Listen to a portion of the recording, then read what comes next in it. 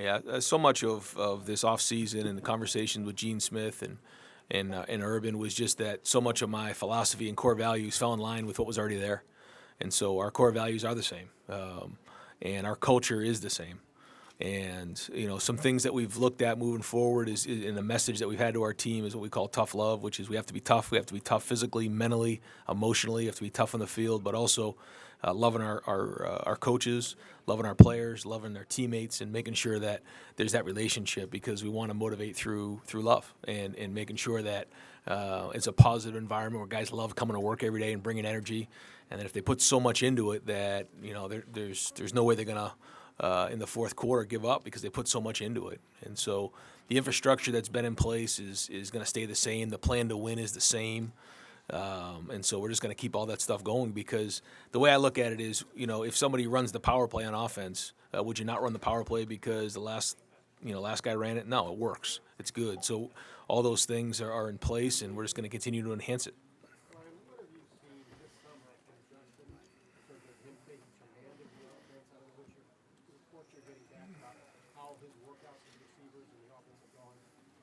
Yeah, they've been going well. All reports are going, they're coming back really strong. That taking a lot of the responsibility of going out there and throwing with those guys on their own. And we're not able to watch any of it or have any say in it, but it's been going positive. Listen, talking to the receivers and some of the other guys, they say it's been going really, really well. But we'll find out in August once we get on the field and start with practice.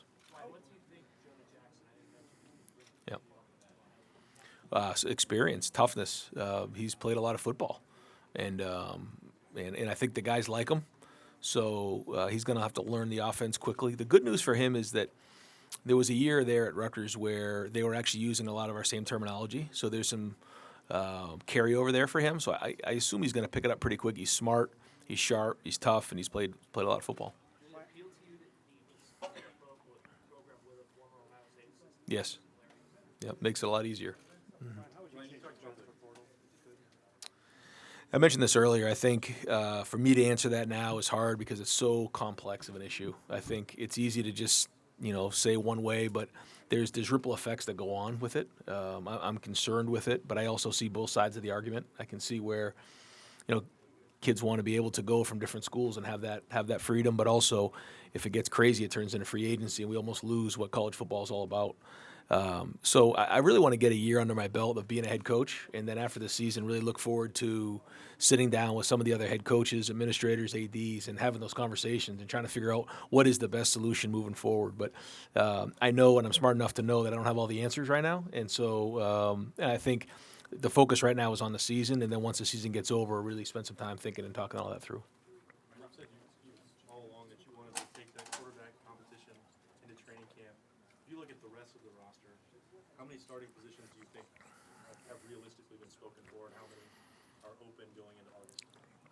Not many. I think the tight end group is a group that's fighting to get with two tight ends in the game. I think that's a competition battle. Is our second H receiver and our second Y, if that makes sense. I think when you look at KJ Hill, he's an incumbent. He's a tremendous player. He's going to be a starter for us. Thayer Mumford will be a starter for us. J.K. Dobbins will be a starter for us. Ben and Austin are going to play a lot for us and most likely start for us.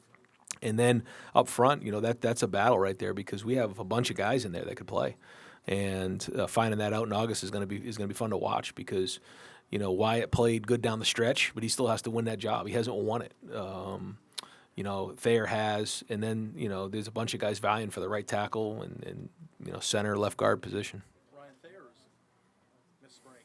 What's the update with him? I know that you guys anticipated he'd be back, but how was his summer and where is he at right now physically? Doing great. He's back practicing working out 100% right now, and he's ready to roll. Go back to the quarterbacks there, Ryan. I get this question all the time. You wouldn't have gone out to get Justin Fields, somebody with his recruiting pedigree, without assuming he was probably going to be the starter.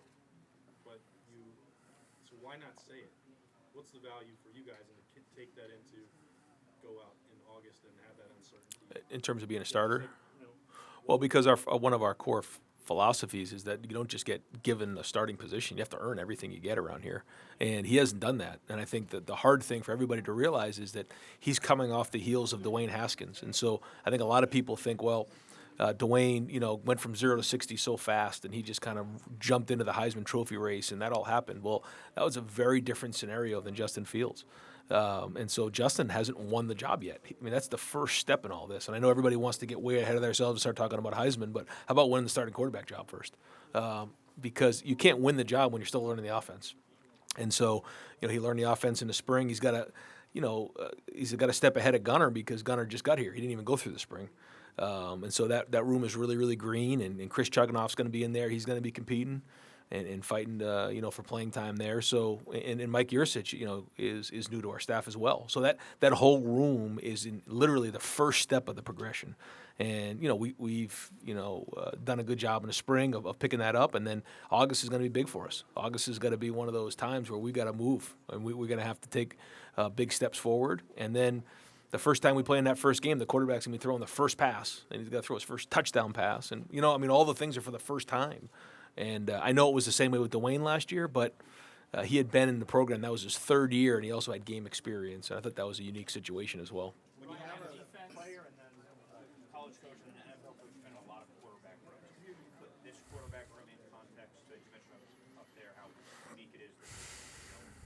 Yeah, I think it's similar, maybe a little bit to some of the NFL rooms, in that nobody was there last year, but they're young and virtually no experience in the room. So it's one of the more unique rooms I've ever been around. And so what that means is there's going to be growth along the way, and especially in those first 6 games, there's going to be growth. There's going to be mistakes, and we're going to have to work through those things.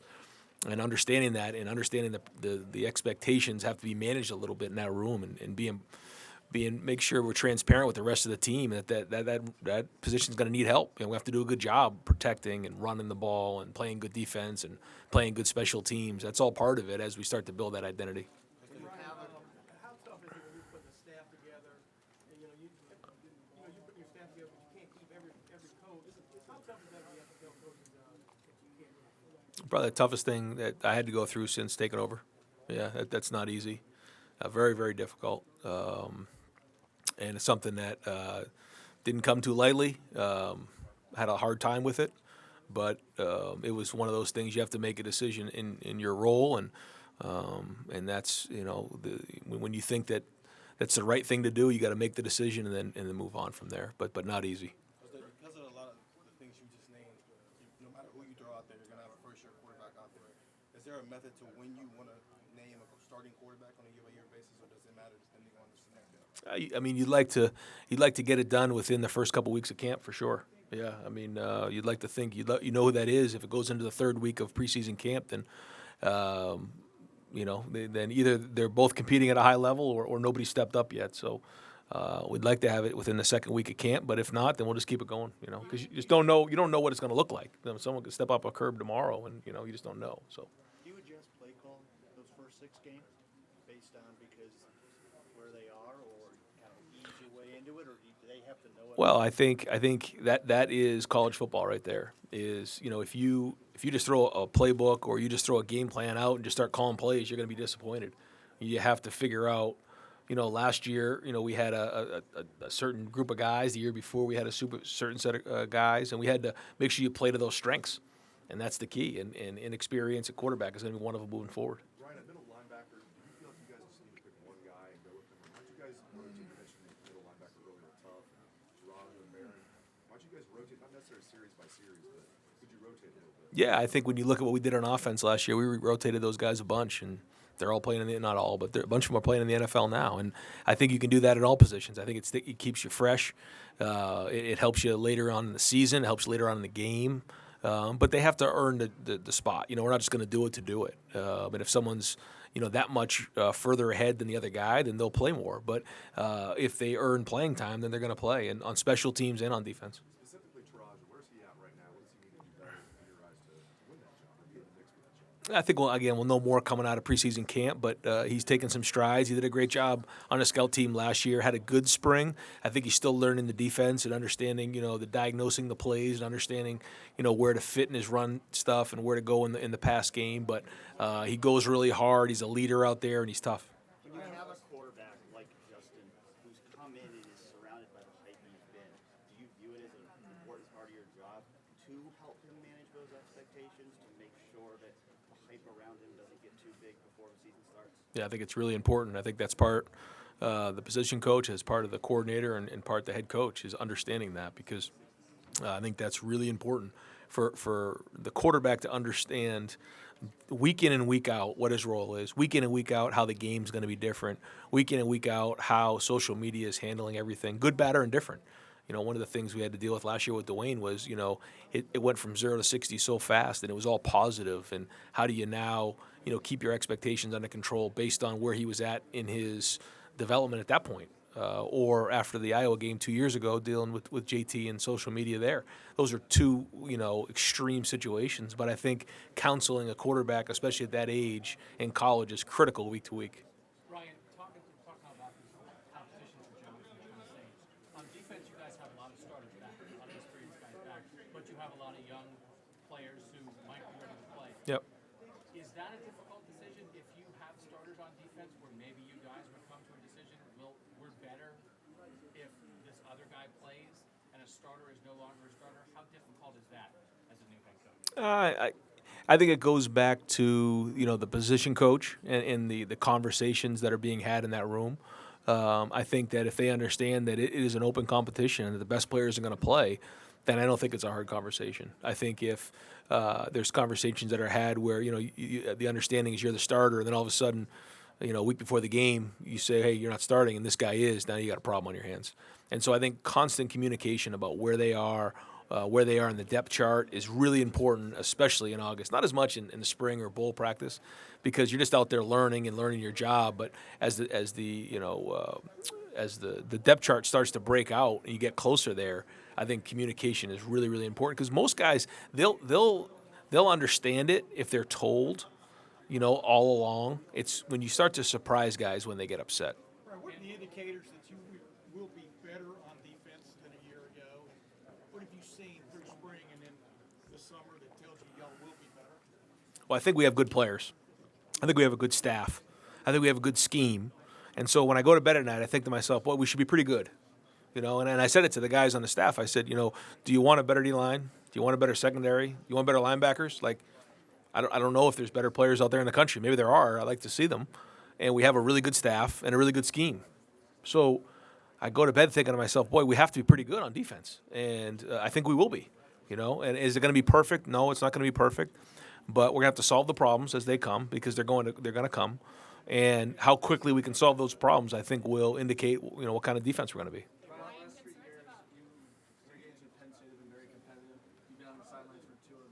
Why do you think you guys match up so well, and why do those games always seem to come down to the final minutes? Well, first off, they have a great program. They're coached really, really well. On defense, Brent Pry does an unbelievable job of keeping everything in front of them and not giving you anything free. When you look statistically year in and year out, they're tough. And then on offense, they're pretty creative in how they do things.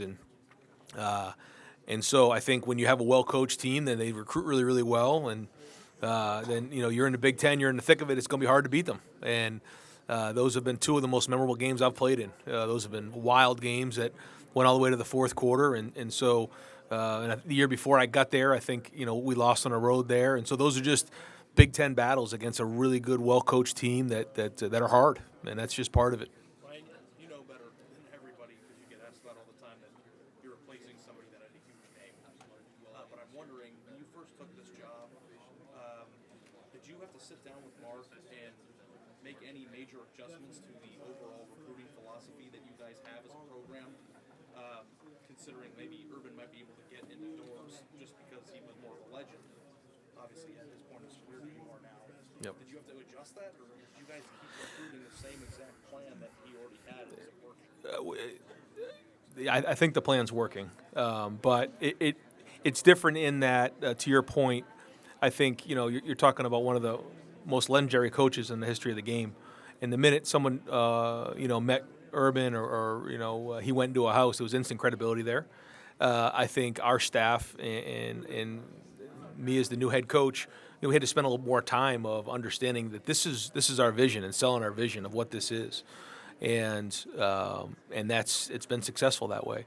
We spent a lot of time talking about how it's not just the coaches, it's everybody involved, the GAs, everybody in that building. When someone walks in a building, it's that environment. Because if we say we're going to be a family, we have to be a family.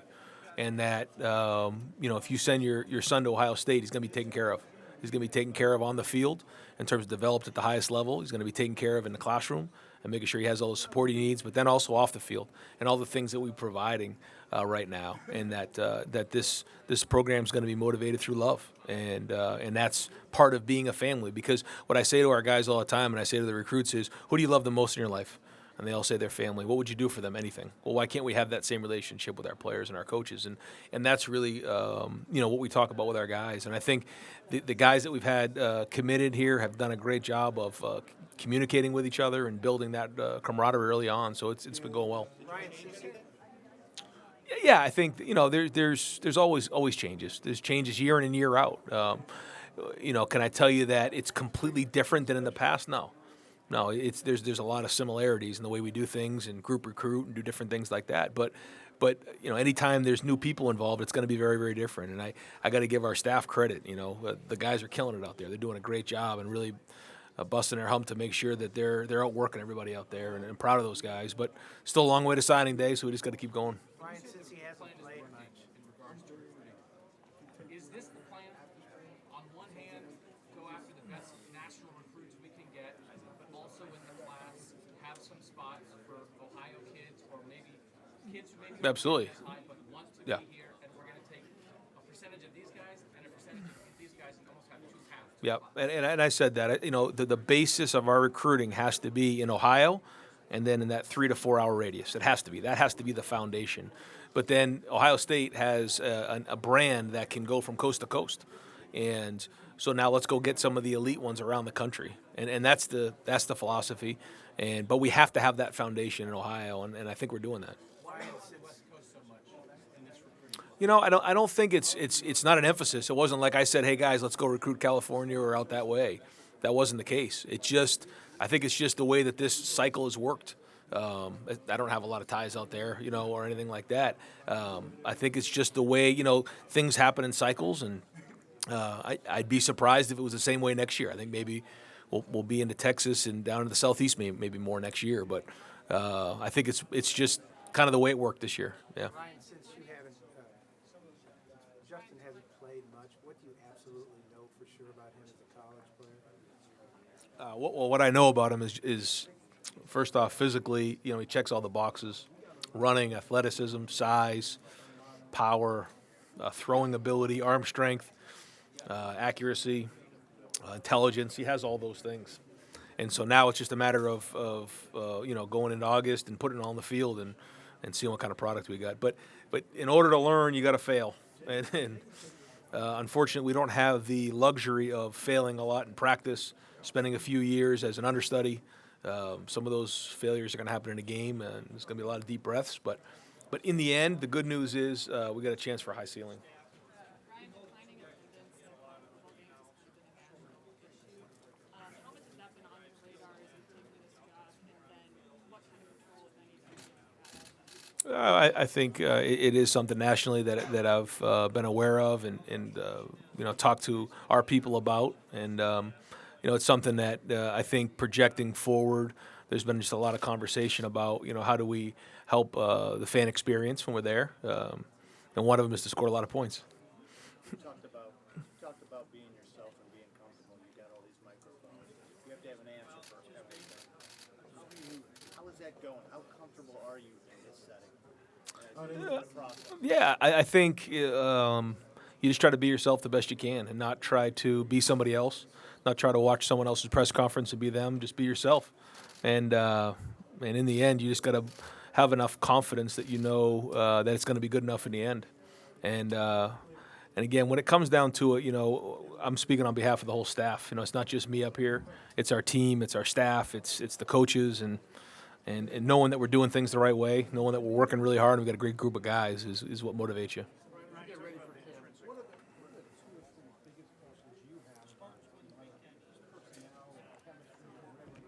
It's not one or two things. I mean, clearly the quarterback position is huge.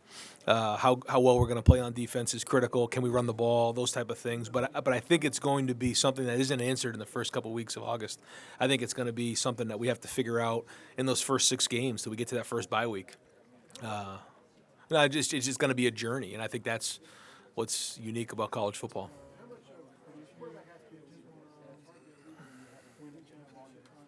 Right.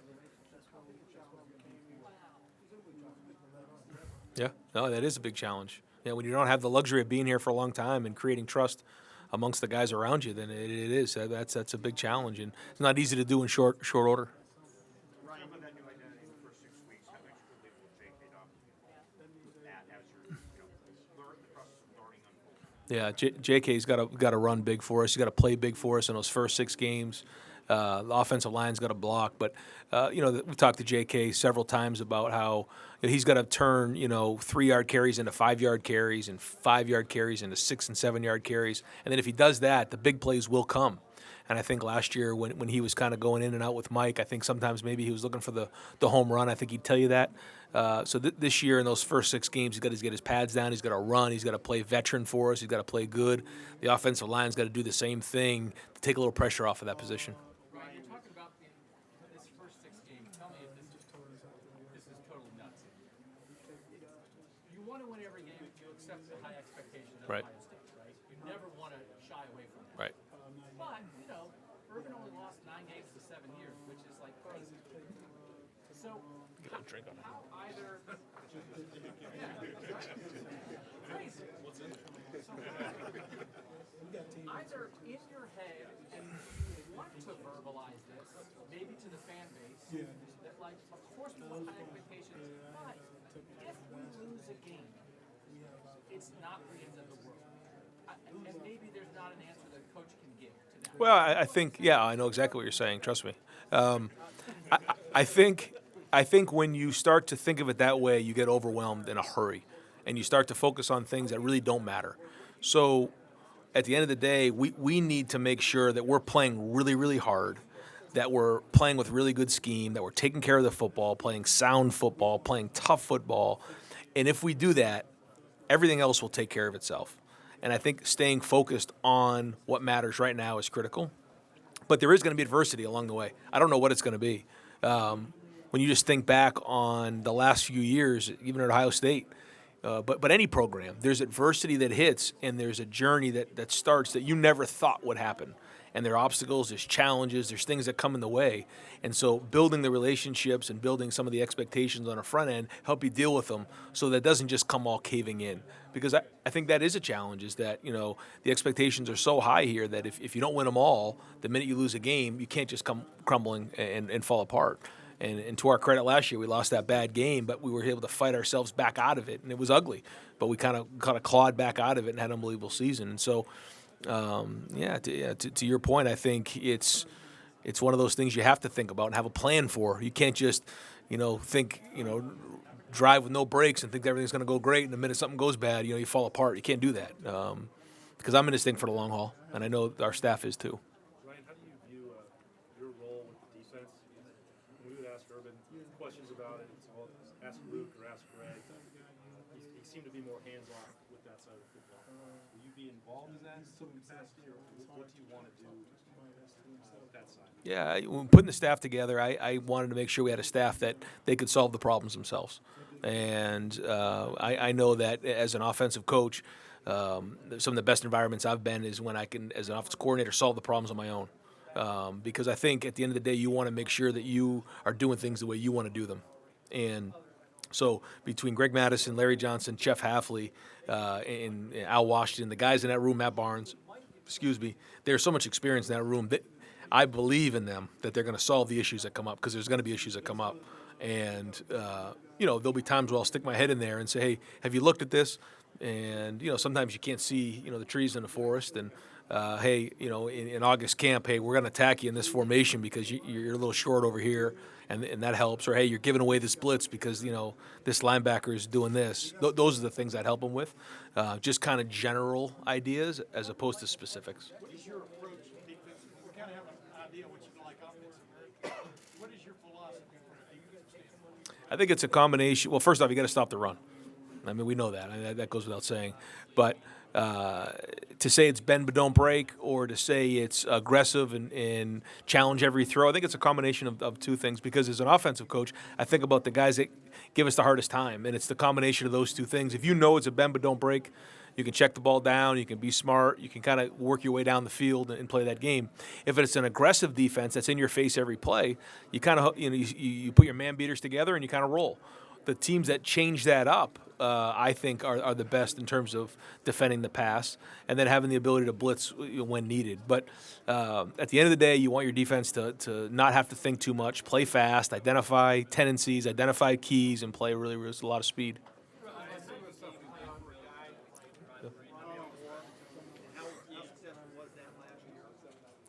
Say it again about him. Yeah. We had to put in place a few things in the off season to help with that. He's a smaller guy and he's a little bit of a matchup issue for us, and so recruiting that way and having maybe a couple of smaller guys who are a little bit better in short areas. We think that's a better matchup for us. And possibly getting into some nickel packages and other packages where there's some maybe shorter guys who are a little quicker and more explosive.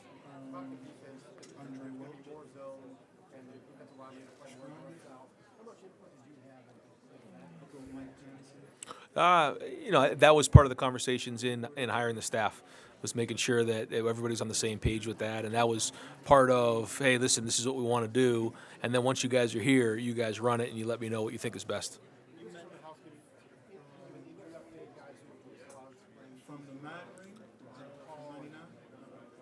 Yeah, not really. I think one of the things that we're trying to do moving forward is really staying away from a lot of the injury stuff. And so I really don't have any injury updates.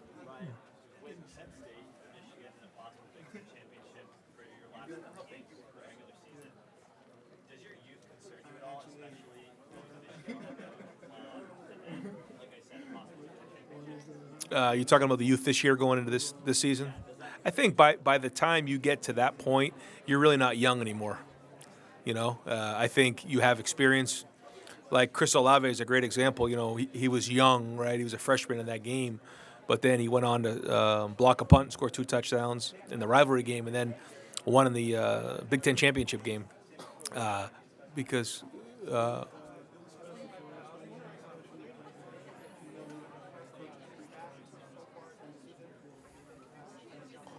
One second. So I think when you get to that game, right, by then, youth really isn't a factor anymore, But I think that early in the season, it's a major factor, The good news is we don't have to play a ton of young guys.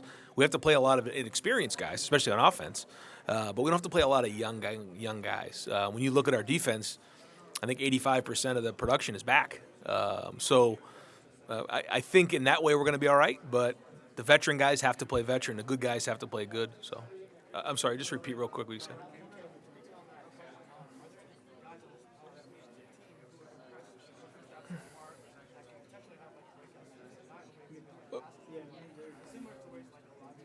Yeah. There are a lot of guys, and I think there are a lot of guys that think that they can have much better years than they did the year before. So I think that's exciting. Guys. The one guy that I think has had a tremendous offseason, really we're looking for big things from, is Davon Hamilton. He's really changed his body, had a great offseason, so I think he's got a chance to really change the line of scrimmage for us up front. Ryan, you mentioned before that you guys are going to use a lot of different personnel groupings on defense. What's that been like over the course of the offseason, just kind of seeing the defensive scheme evolve?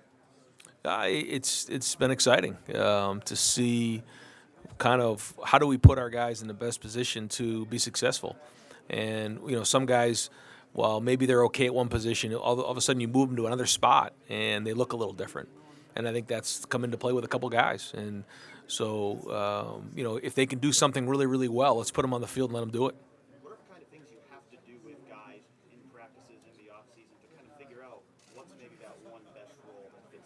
Well, I just think if you're a good cover guy and you're a good matchup against a tight end and you can cover tight ends, and that's your job. If you're a good blitzer, you start to get a feel for those things. And that's not really something you can do in the offseason. You got to do it when you're practicing. You see those in scrimmages and different things. But spring ball was one of them, and then August when we start practicing, you'll be the other one. Coach, Jonah Jackson, I'm just curious how he's assimilated. He's got 2 years of experience at Rutgers. Yeah. He's coming in and put himself in position to be a starter for you guys. Definitely to compete. Yeah, he's done a really good job with that. He's learning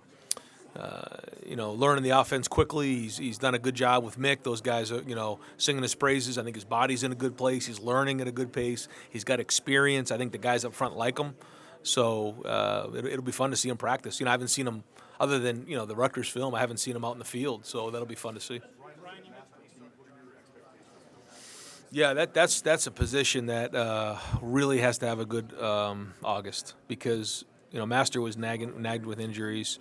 DeMario really didn't practice in the spring, so now you're talking about Marcus Crowley and J.K. in the spring. So now you fast forward to August, you have J.K. Who's got to be the bell cow, but then Master Teague he's got to step up for us. DeMario McCall has so much ability when you look at what he did down the stretch for us and some of those things where he can create issues for defenses. He's got to play for us. So really, those two guys, we need production. And the more production that they can bring, the more they'll play. Because J.K. will tell you he doesn't want to take every snap. I mean, he needs help. It's a long season. And so some of those guys might be Marcus Crowley. Those guys, Steele Chambers is another freshman. That's a position you can play young at. And so we need at least 2 of those guys to step up, if not 3.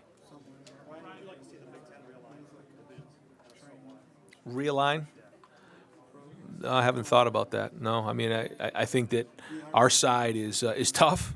I think we got our hands full on our side, but the rivalries are awesome. I do think when you have to play up north, you have to play Penn State, you got to play Michigan State every year. That's hard, and so we got our hands full that way. But no, I hadn't really thought about that. Yeah, right. As far as you being the head coach and play caller and kind of handling both roles, have you talked to other head coaches about how they've kind of juggled both those things, or do you kind of lean a lot on their impact? Yeah, being with Chip for a couple years, I was able to see how he did it, and be a part of that.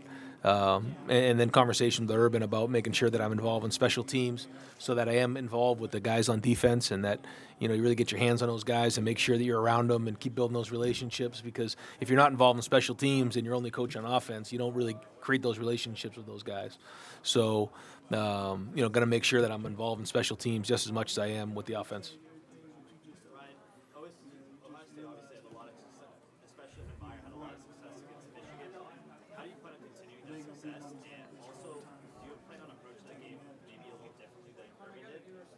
No, that worked. 7-0. 7-0 worked just fine. I think the thing that I learned from Urban right from the minute I got there was you got to work the game every day, and the way to honor the rivalry and respect the rivalry is to work it every day, and we do. It's a part of what we do, whether it's recruiting or every day. We have periods that we have in practice where we call them the Team Up North drill, where we'll be working in practice and so we live it every day, and it's something that we always have in the back of our minds. We have stuff up in our facility, and we respect those guys to the utmost in the program that they have, and we know that this year is going to be hard. Last year was a little bit of an anomaly. It got sideways, but we know it's not going to be easy this year, and so we're going to have our hands full again going up there. We practice against them, yeah. Brian, not to belabor a point you've sort of commented on a couple of times now, but you seem to, over the last 6-7 months, just sort of leaned into the idea that everything that was sort of in place you believe in, and you don't seem like you're changing very much, or at least if you do, they seem subtle and not sort of out there for people to distinguish automatically.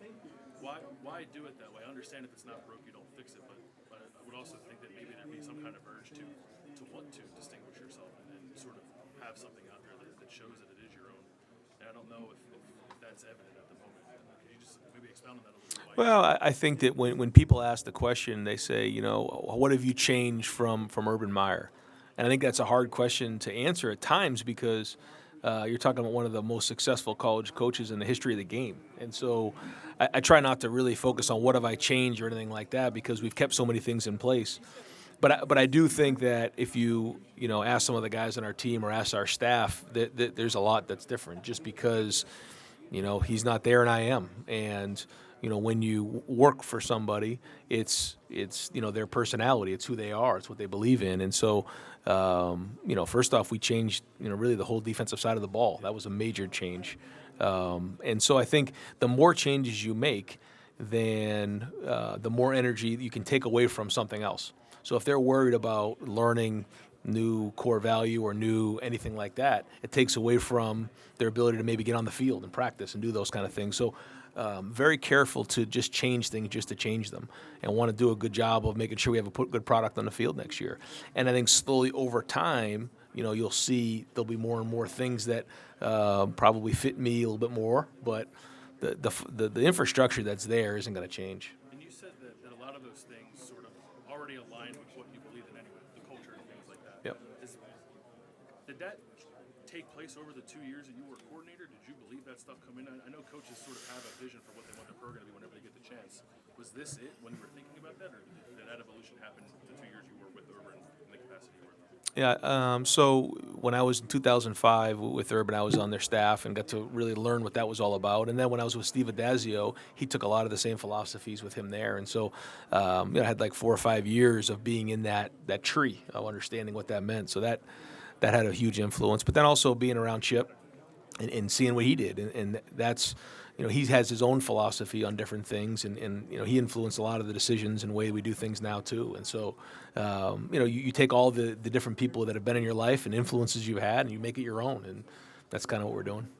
You got the job in December, and it's been a whirlwind ever since. Is there a time at all, maybe this spring or June or six months ago, what happened? Have things kind of settled and gone a little about what happened? Yeah, a little bit. Yeah, I mean, every once in a while you catch yourself and you realize you're the head coach at Ohio State. But it doesn't last long because you got to go out there and you got to work. But as I think about it, I think that's life too. The way you plan things don't always happen that way. And that if you work hard and you're a good person, good things are going to happen. And I always thought I'd be in a situation to be a head coach. Maybe not necessarily here, but in this type of situation, I always kind of had that as my goal, and I thought that would happen. And that's what I worked towards, and moved my family around the country when I was really young, and they were young, and sacrificed a lot to have these opportunities. And so while I never knew exactly how it would play out, I'm proud that we've got to this point now, but there's so much more ahead of us. In terms of, obviously, the game now, battles are really recruit battles. You guys are doing it lately to recruiting. How gratifying has it been? I'm sure there are a lot of questions nationally about can he sustain as a recruiter. What's been the key? Well, I think our staff is killing it. I think they're doing a great job. But it goes back to, I think someone asked me before, what's the thing that you say about is competitiveness and just being ultra competitive and just trying to find ways to win the battles. And, that's got to carry over to the season. But so far it's working in the recruiting world. But our staff's doing a great job, but empowering those guys and understanding that it's everybody involved. So if a kid commits, it's not just the head coach or the coordinator or the position coach. It's everybody in that building understand that they have a piece of this thing, and that go around and congratulate everybody. They're all involved with this. And I think, if you ask the families, of the kids who are involved in this right now, they would tell you the same thing, that they feel that there's this family environment going on, and it's someplace that they feel comfortable sending their kid. Ryan, you mentioned family a little bit there.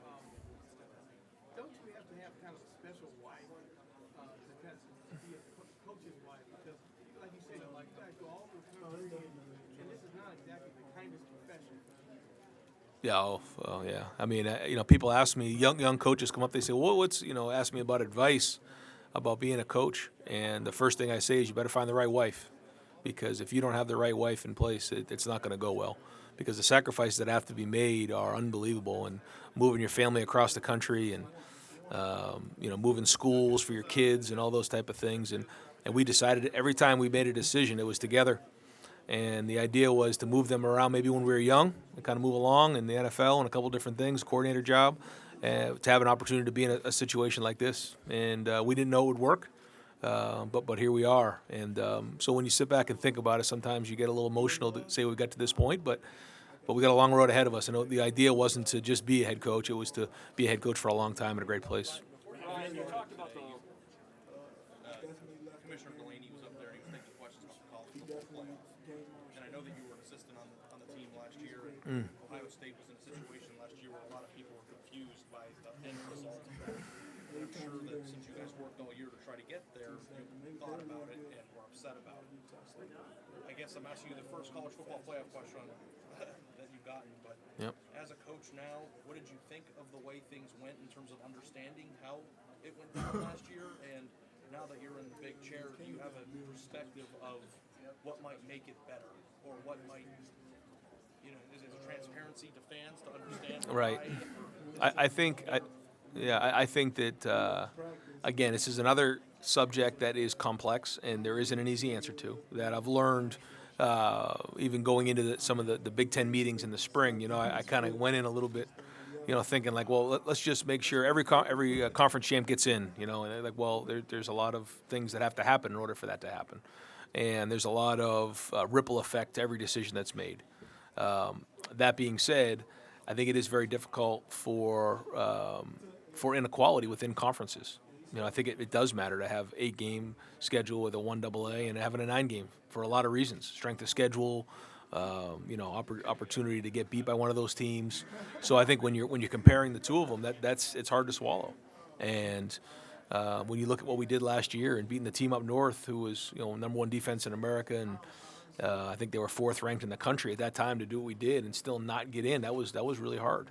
And so it is frustrating, but I also understand that there's no easy solution in there. And again, being a first-time head coach, I really want to get through the first season and then really start to dive into these things in the offseason.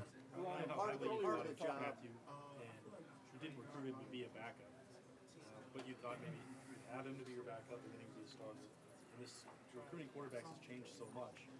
Do you almost need to, be open and honest and recruit somebody to say, we want you to be a backup permanently, so that you can have somebody for 4 or 5 years? Is that even yeah, but I don't think I'd want anybody to be that way, though. I wouldn't want someone to come in to want to be a backup. I wouldn't want some of that in the program. I think you just got to be honest and do the best you can and build build an environment that they feel great in and that they want to be a part of. And sometimes it's more than just playing time, too. And I think, Matthew would tell you that it was more than just playing time. There was a lot at play there, and there always is. And so we do the best we can and try to, figure out who the best fit for us is. And but the quarterback is one that nobody felt it more than we did this past year. And so we'll keep trying to solve the issue there and try to bring in, the best guys that we think fit who we are and adapt when it doesn't work. In a 2-year span, you went from coaching one room of quarterbacks in the NFL to a totally different room of quarterbacks in the NFL in a 2-year span. What did you learn from that experience that might pay dividends this year with the way you deal with these guys who weren't here a year ago? Just that I think you can build those relationships in a short period of time if you have the right group of guys and understand that it can't be a selfish group, that they have to be the strength of the team, and that as a unit they can be the best in the conference, and understand that they have to do that because quarterbacks, they're pretty selfish just in terms of their innate way they are. And so I think if you can get those guys to drop that a little bit, understand that this is us together as a group. Doesn't matter, we can't go anywhere, guys. We're in this thing together. We got to pull for each other, and then if they support each other, it gives you the best chance. But those are guys that are looking for a new start. Yep. A chance to be the guy. How hard is it, you think, to deal with that? You just got to do the best you can to communicate and tell them where they are at all times. Again, when there's a breakdown of communication, that's when feelings get hurt, and so we got to be clear. Part of this job can be a big part, small part, is putting out fires. Yeah. So far, you've kind of avoided distraction, controversy. How much going through what happened last year helped you kind of, project how to handle something like that when it comes? Does that make sense? Yeah, well, I think that when you're dealing with so many people in such a high-profile situation, there's going to be things that come up. and having the ability to withstand the storm when it comes, because that is going to happen, like you said. There'll be fires along the way, and just trying to be as strong as you can and work through them, and trusting the guys that are around you, because they are going to come, and I understand that, and so, but that's kind of, I think when I think back on when Chip sent me that text about you were built for this, that's kind of been my life. I've gone through some of those type of things, and being steady, because when adversity hits, you kind of find out where people are, and that's why you got to surround yourself with great staff and great coaches that you trust, that when things maybe don't go well, they're going to have your back in the end. So, but I think that's going to be a huge part of my tenure here. It's not a huge distraction, but did you see what Jim Harbaugh said about Urban Meyer? I didn't. No. Aware of that? No. Earlier, you talked about the depth at linebacker. Where does Dale Scant fit into that depth, and what does he need to do to go from a special teams guy to more of a defensive guy? I think Dallas did a really good job for us last year on the scout team. He showed he has ability, and he has a good way of diagnosing plays and seeing things. But for him, he's got to learn to play the game at a high level, and that he's making the step from high school to scout team, and now he's got to go put it on the field. Now he's got a good group around him, and I think he has the ability to do it. It's just getting the experience and getting on the field to do it. But I think he's going to have a great career at Ohio State. You knew about Justin just from just about recruiting him and all that. What have you learned about him at the time that you couldn't possibly have known? He's intelligent. He's so talented that he's got away with a lot of things, just in terms of he's just so talented. And so when you have a certain level of talent, a lot of times what happens is you don't develop skill or discipline. And so those are the things that we're just working on. And so that, if he wants to go be where he wants to, be and be as good as he wants to be, then he has to really work on his skill, work on his discipline, do a good job, spend an extra time studying, spend time on technique, and not just get away with some of the stuff he's gotten away with because he's so talented.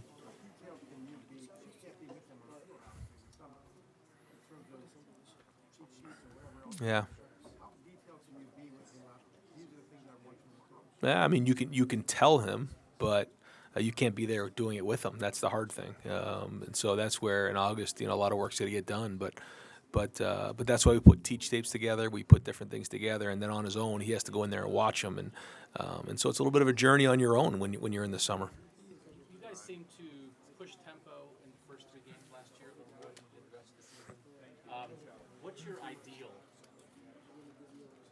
mix of that? How fast would you like the offense to go? I think it depends on the game. I think that you don't just, unless you do it for a living, Scott kind of does that at Nebraska, where it's fast all the time. We're not that way. We use it as a tool when we need it, and then we'll slow it down when we think we need to as well. I think in certain games you can use it as a changeup. I thought in the Maryland game last year we used it really well because we were kind of just not really much of a rhythm, and then all of a sudden we got into that rhythm with the tempo. That got us good. Then there's other games where you want to go fast, you go 3 and out, the defense is struggling, you better slow down a little bit. So I think the thing for us is having the ability to go fast when we want to and when it makes sense for us, but then also having the ability, let's say you're up a couple scores in the third quarter, let's slow this thing down a little bit, let's shorten the game, let's get out of here. And I'm going to preface this again by saying this might make no sense. You made hard decisions, as you said, with the staff, right? You made some hard decisions maybe in the quarterback. Like you had to do some of that things. But you seem like a nice guy, right? Right.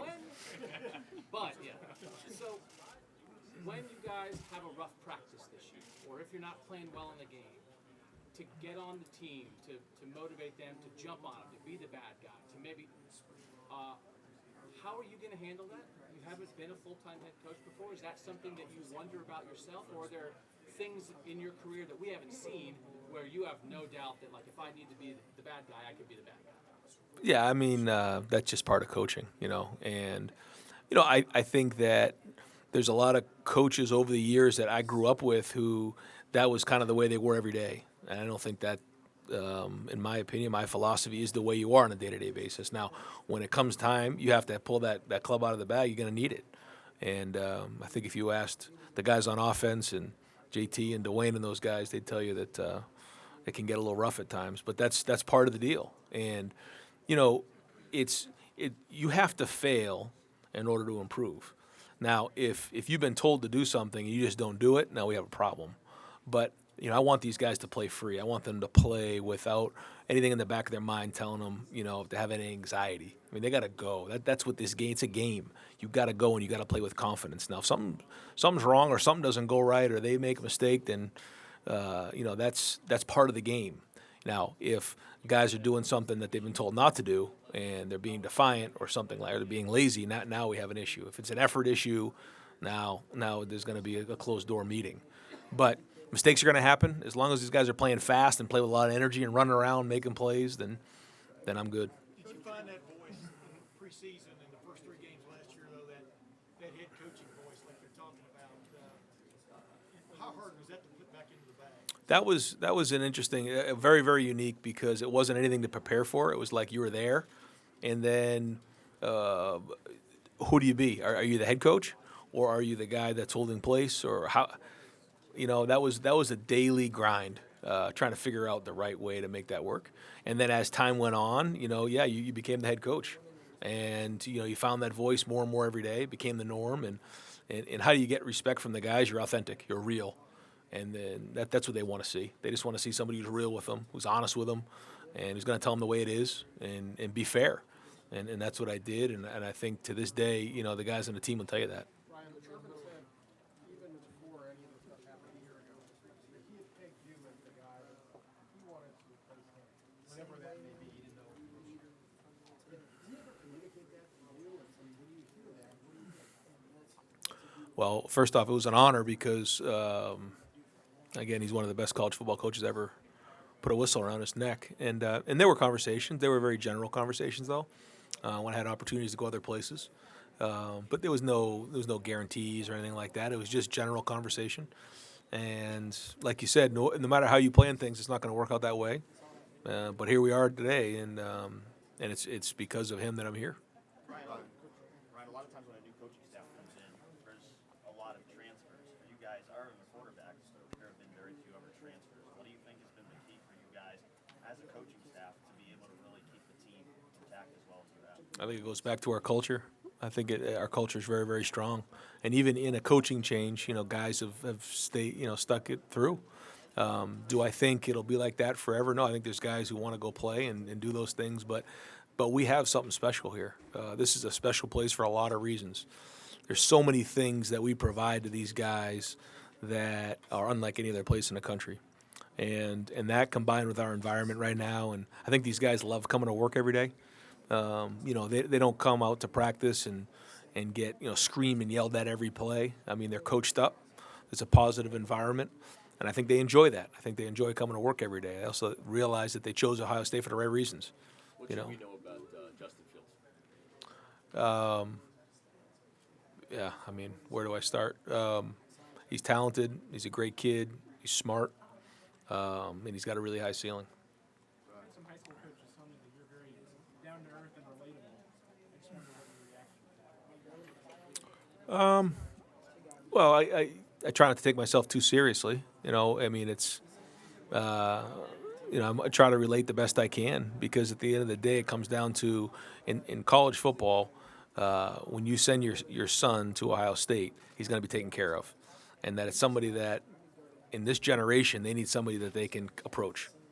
I think over the day when I went to my college football coach when I was a freshman, I walked into his office and it was one of those situations where I was scared to say something.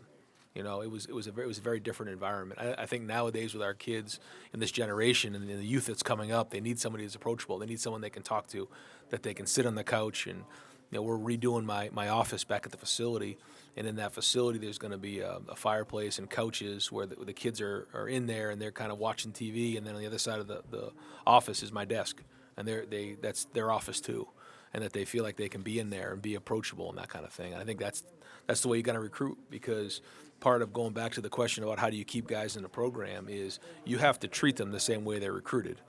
if you recruit somebody, then all of a sudden you change the way you treat them, there's going to be problems along the way. And so, we talk to our staff all the time, treat these guys the same way that they're being recruited.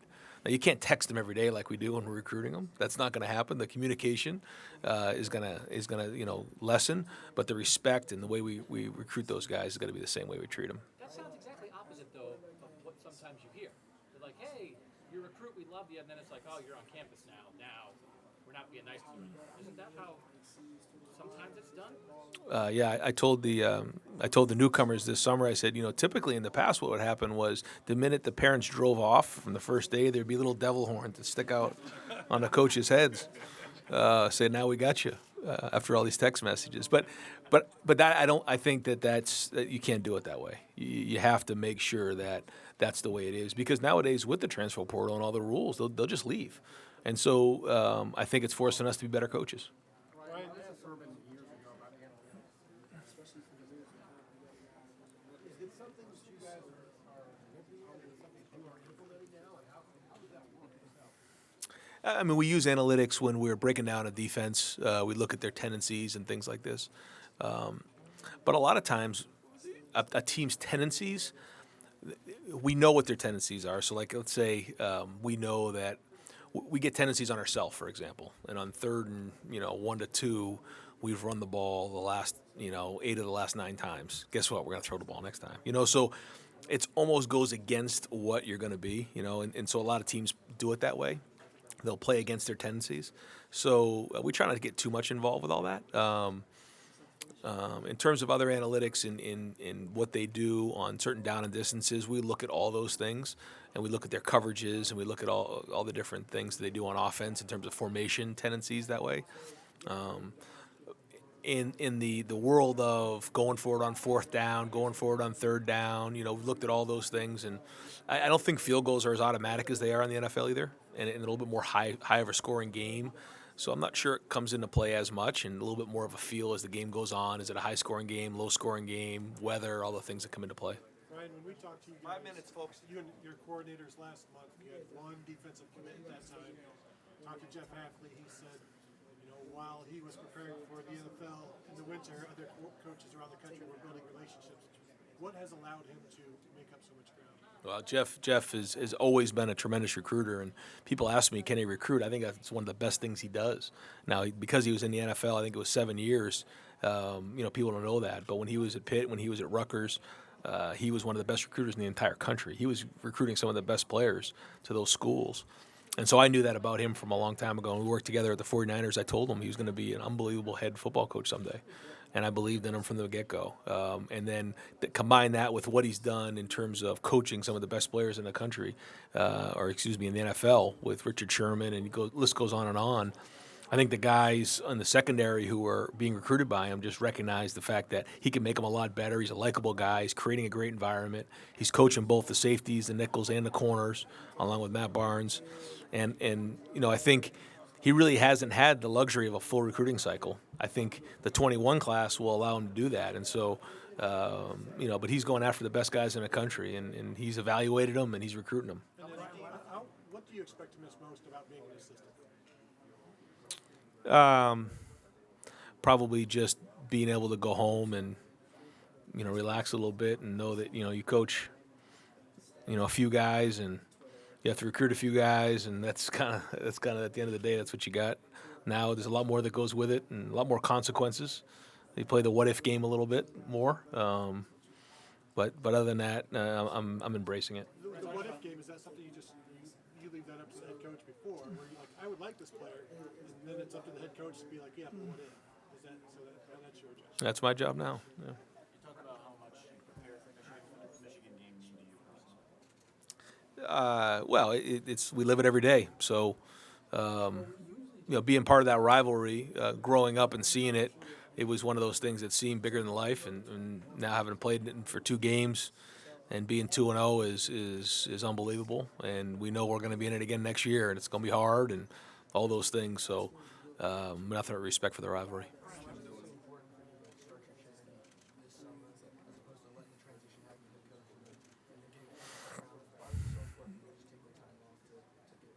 A couple of reasons. One, I wanted people in Columbus to know that I'm in here for the long haul, and that this city has embraced my family and I, and we love it. We love being in Columbus. We are all in, and we want to make a difference in the community in an issue that's our second leading killer of adolescents and teenagers in the area and throughout the country. The second thing is that it kind of all worked together with the On Our Sleeves program. It was something that my wife and I both saw advertisements for locally.